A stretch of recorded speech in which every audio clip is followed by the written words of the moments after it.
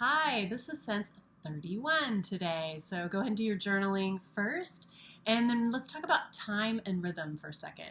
So I don't actually know if this sense refers to the sense of clock time and the rhythm of the seasons, for instance, or the rhythm of the day, or the rhythm of our flow energetically, or if it's talking about time and rhythm in terms of music. So I'm just going to say we can use both or either one.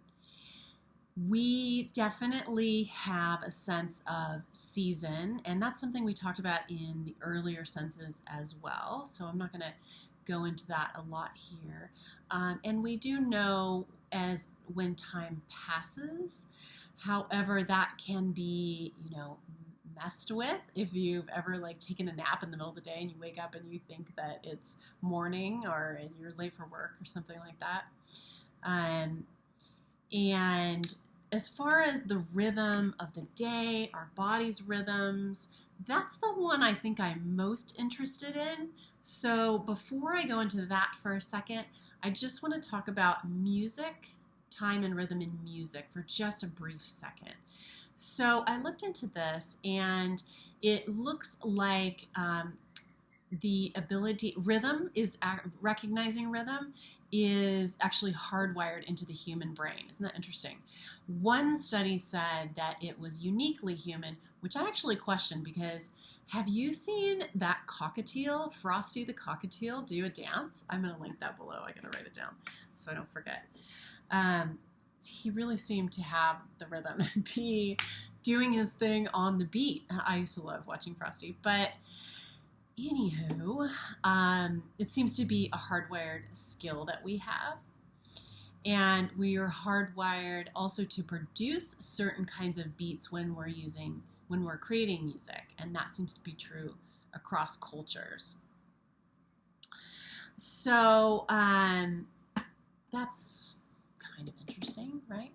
That actually is something that our body is mapping out for us rather than just something we're used to or just something that we've heard. It's actually hardwired into us. We don't even have to be paying attention. We can recognize the beat.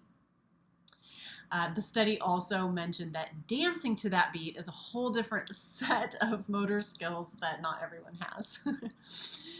So talking about the rhythm and time as far as the body goes, this one is the one I feel most connected to.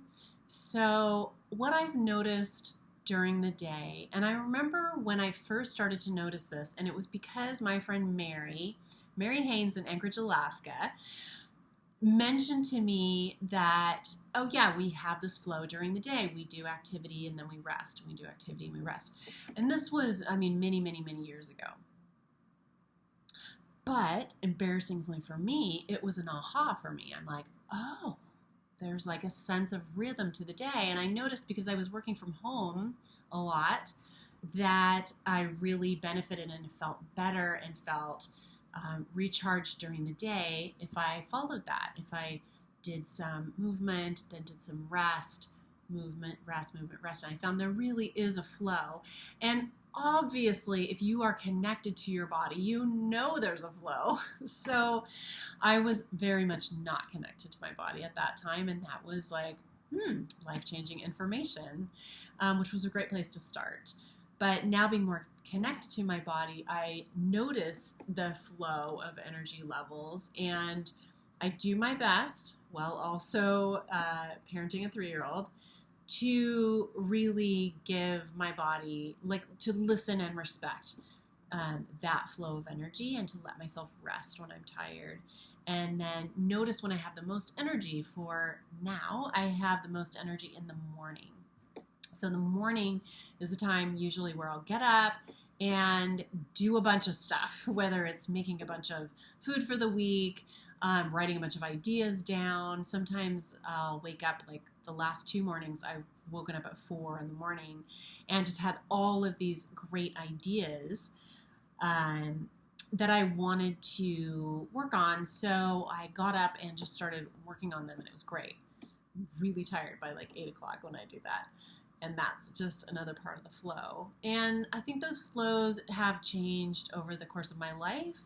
I think they are different depending on whether I am working out, exercising regularly or not. Definitely have more energy that way. And definitely what I eat affects my energy 1,000,000,000%.